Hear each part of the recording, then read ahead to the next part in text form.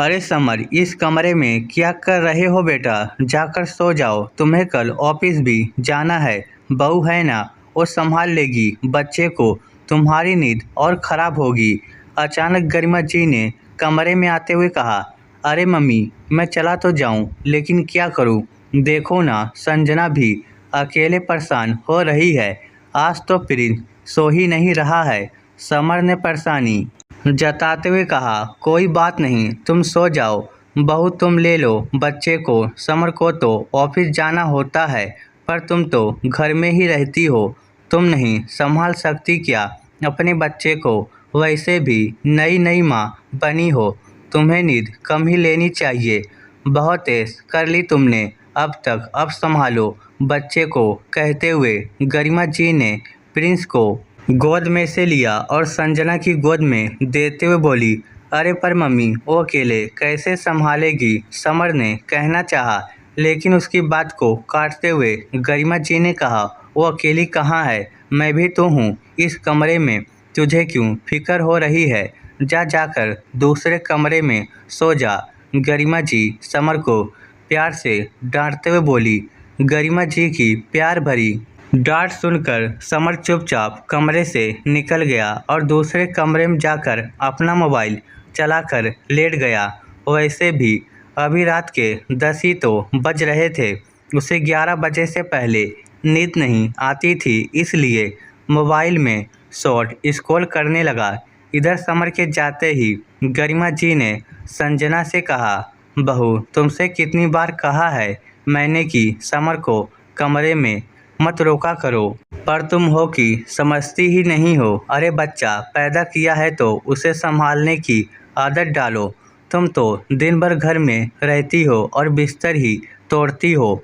अभी तुम्हें कौन सा काम करना है? सवा महीने से पहले तुम काम भी नहीं करने वाली, कम से कम बच्चे को तो संभाल ही सकती हो। समर पुरुष है, उसे पूरी नींद की ज़रूरत होती है। दिन भर कितनी मेहनत करनी होती है, पर तुम्हें तो सिर्फ अपना आराम दिखता है। ये सुनकर संजना का मन हुआ कि एक बार कह दे कि वो समर को बुलाकर नहीं लाई थी, बल्कि समर खुद अपने बच्चे के पास खेलने के लिए आया था।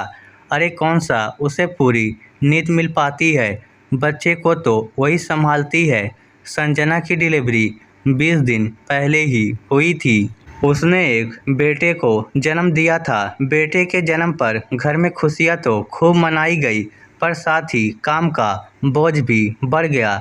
घर में ले देकर 3 ही तो सदस्य थे, गरिमा जी, उनका बेटा समर और उनकी बहू संजना। अब प्यारा सा पोता प्रिंस भी आ चुका था। गरिमा जी से अकेले सब कुछ कैसे होता?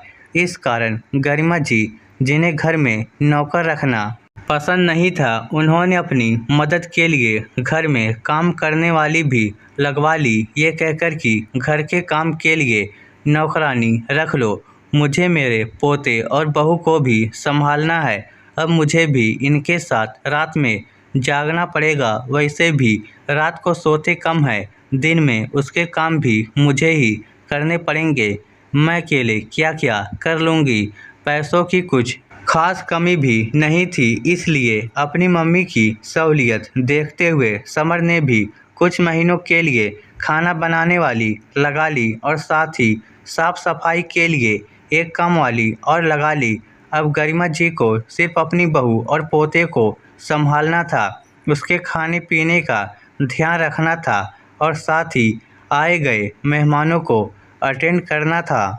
लेकिन गरिमा जी से तो वो भी ढंग से नहीं हो पाया। वो बच्चे को मालिश कर नहला धुला तो देती थी, संजना का खाना भी तैयार करके देती थी, लेकिन संजना और बच्चे के कपड़े वॉशिंग मशीन में नहीं धुलने देती थी। उनका कहना था, तुम्हारे कपड़े वॉशिंग मशीन में दूसरे कपड़ों के साथ नहीं धुलेंगे। अभी तुम सवा महीने तक वॉशिंग मशीन इस्तेमाल नहीं कर सकती हो, इसलिए अपने और बच्चे कपड़े तुम्हें खुद ही धोने पड़ेंगे।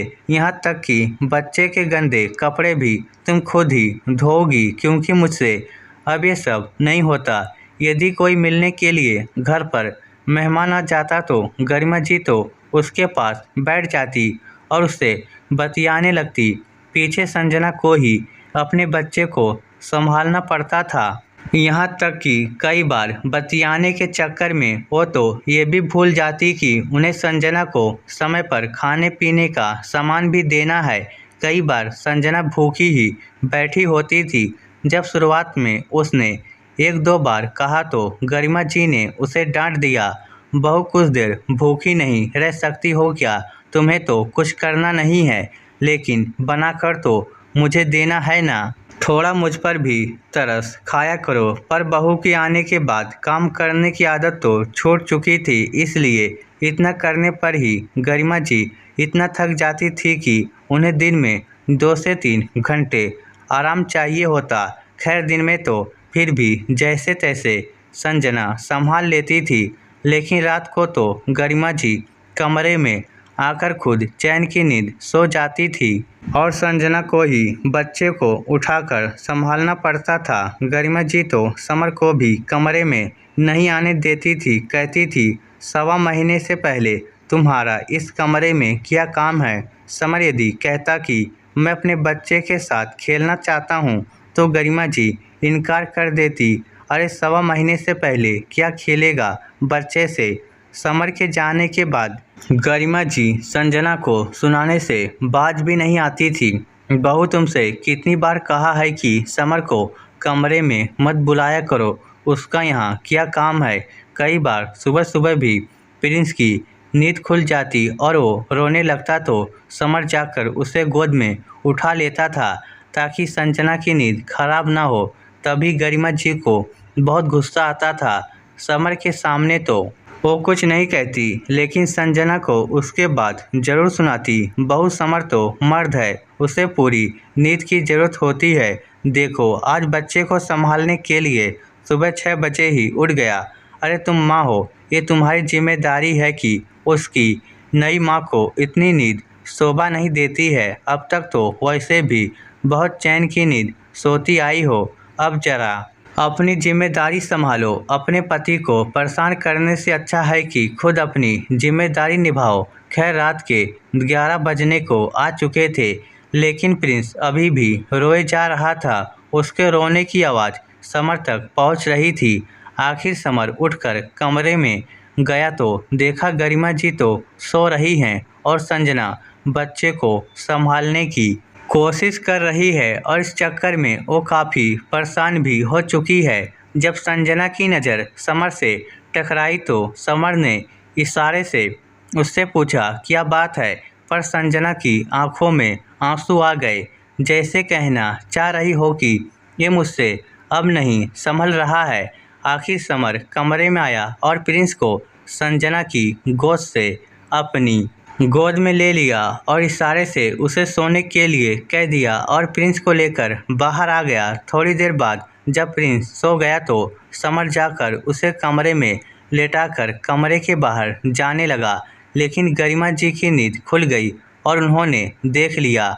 आखिर वो भी समर के पीछे पीछे कमरे के बाहर आई और बाहर आकर उससे बोली, क्या हो गया समर बेटा, तुम कमरे में क्या कर रहे थे? अचानक गरिमा जी की आवाज़ सुनकर समर रुका और पलटकर देखा तो गरिमा जी उसके पीछे ही खड़ी हुई थी। ये देखकर समर ने कहा, मम्मी प्रिंस रोए जा रहा था, इसलिए मैं उसे उठाकर बाहर ले आया था।